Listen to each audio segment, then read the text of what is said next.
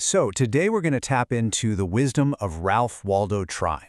Now, he was a thinker from over 100 years ago, but his ideas about getting clear and making good decisions, they've become shockingly relevant in our super noisy modern world.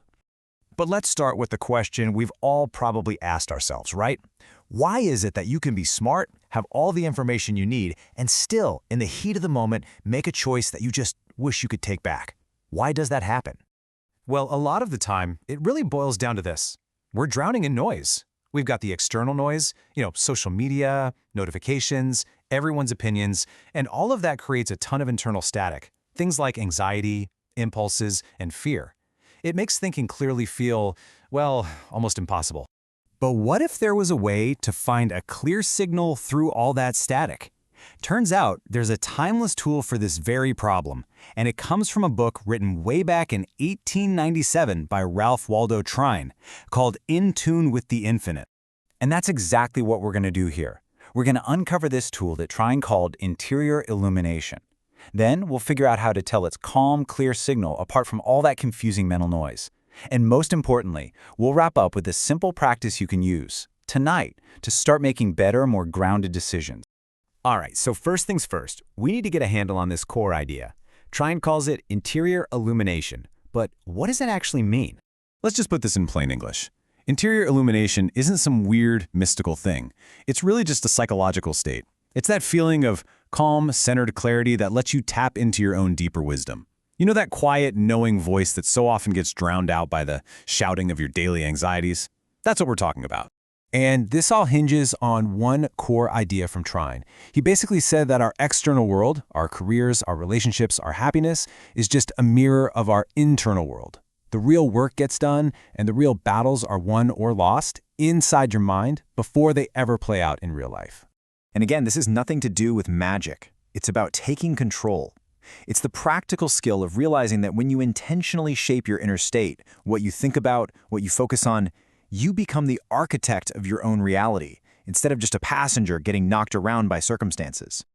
Okay, so this brings us to the most critical part, right? If we have this inner wisdom, how in the world do we tell it apart from all the other junk floating around in our heads? How do you find that signal in all the noise? You can really see the difference here. That true signal, that illumination, it feels calm and clear. It feels centered. It pushes you toward actions that are constructive and give you a sense of peace. Now the noise, that's the opposite. It's impulsive. It's anxious. It's usually your ego trying to justify some rash decision, and it almost always ends up leading to more panic and confusion. You know, the real challenge, as Trine saw it, is creating what he called psychic privacy. He actually tells this great story about a guy who could find total inner silence while sitting in a loud, chaotic city office. He just learned how to draw this sort of mental curtain around his mind, creating a private space for clarity, no matter what was going on outside. Okay, so let's say you've found that moment of quiet. You think you've heard that calm inner signal. How can you actually trust it? This is where we need a really practical filter. Trine's wisdom gives us this really simple two-part test. First up is the reason test. Ask yourself, does this idea actually hold up to logic? Does it make practical sense? And second, just as important, is the character test. Does this action align with my core values? Does it move me closer to the kind of person I really want to be? And this isn't some newfangled idea. This is basically a core practice from Stoic philosophy. The Stoics were all about pausing to examine your gut feelings and impressions, asking, is this really what it seems to be? Before you jump into action. It's a timeless way to avoid regret. So that's all great in theory, but what does this actually look like when the pressure is on? Let's run through a few real-world examples. Okay, think about a big career move. Are you taking that new job out of fear, or does it come from a calm sense of purpose that this is the right move? Or in a relationship, are you reacting out of anxiety, or are you making a choice that stems from a place of peace? Even with habits, is this change you're making just a passing mood, or does it really align with the person you're trying to become? The feeling behind the choice tells you everything. All right, now for the most practical part of all of this. Trine offered up a really simple, actionable exercise for tapping into this guidance, which we could just call the illumination check. Here's how you do it. Right before you go to sleep, find a quiet moment. First, just intentionally calm your mind down. Try to bring yourself to a state of peace and goodwill. Then, gently, just pose your question to your inner self, whatever it is you need clarity on. And this next part, This is absolutely crucial. Just let it go. Don't try to solve it.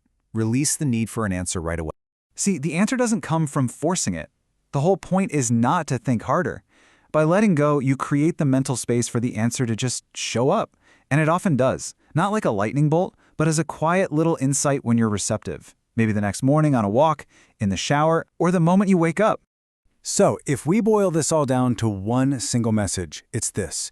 Your best, your clearest, your most reliable decisions will always come from a place of intentional inner quiet, not from all the frantic chaos of the outside world. So, let's recap the key takeaways. First, just know that you have access to this deep inner wisdom. Second, start practicing how to tell its calm signal apart from all that anxious noise. Third, always filter any guidance you get through those two tests, reason and character. And finally, make it a habit to create a little quiet so that clarity has a chance to bubble up. And that really leaves us with one last question for you to think about. When you consider your work, your relationships, your personal habits, what is the one area of your life right now that could use a little less noise and a little more of that interior illumination? We're going to keep exploring these incredible ideas in our next explainer. You can find the entire playlist for this series right here on the channel. Thanks so much for joining me.